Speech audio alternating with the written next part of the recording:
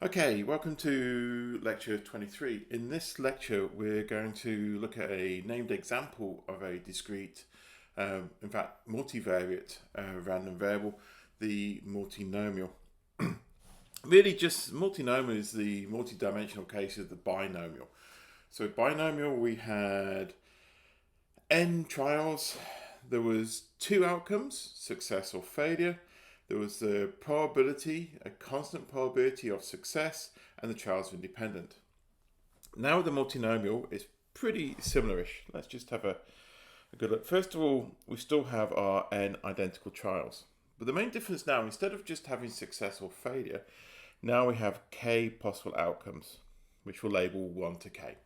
So you sort of do your trial, and the first outcome might be, A, and then B, and then C. You can label them however you want, but in this we'll just label them 1, 2, 3.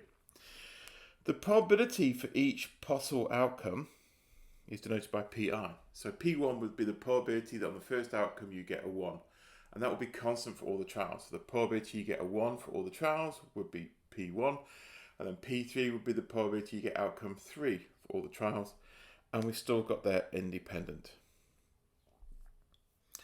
So let's denote it. What we're going to do is we're going to count how many of the trials had outcome 1, 2, 3, 4. And we will call this yi. So yi would be the number of the trials that had outcome I. So obviously I can take the values 1 to k.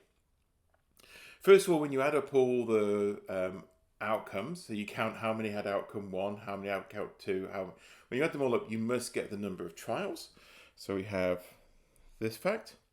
First of all, the probabilities must be all greater than 0. And also we're going to make sure that, we account for everything. So when you take all the probabilities of all the outcomes and add them all up, you get 1. We're going to look at the probability mass function of this. Well, here it is. It looks very similar. You've got the probability of P1 to the power of Y1, P2 to the power of Y2. So very similar to the binomial, it's just now we're taking into account each ones, and obviously we have to take into account the number of possible orders, so we've got a partition which we saw when we did counting methods. And again, we have to make sure that the pi's add to 1, that the yi's add to n, and that obviously yi, the values you can take, you could have 0 of an outcome, all the way to all the outcomes could be that single outcome, so it could take the value 0 up to n. Let's look at some of the properties. Well, if we consider our y1 up to yk, first of all, the expected value of yi is npi. And if you think about it, you can get this from the binomial. You could think about an outcome, like the outcome is 2, and then you could set all the other outcomes to a failure, and now out pops a binomial. And you see that again when we look at the variance. So in both these cases, you could actually do the mathematics and show that the marginal distribution of yi is a binomial. But if you just think about it intuitively, if you just classify everything that's not I as a failure, you get a binomial. The interesting one's the covariance.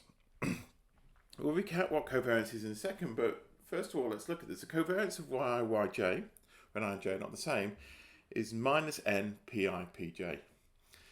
The minus occurs because if you think about it, if I get more outcomes that are, for example, of type 1, all the others must go down automatically. So what do we mean by covariance? It's a measure of relationship. Actually, it's a measure of a linear relationship.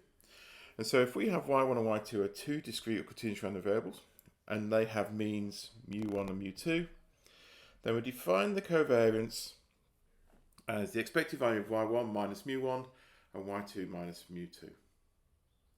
So the interesting thing, what would be the covariance of y1 and y1? Well, if you substitute in y1 when you've got y2, out pops the variance. The variance is a subset of covariance. Covariance looks at the relationship between two things, and variance is the relationship between something and its self.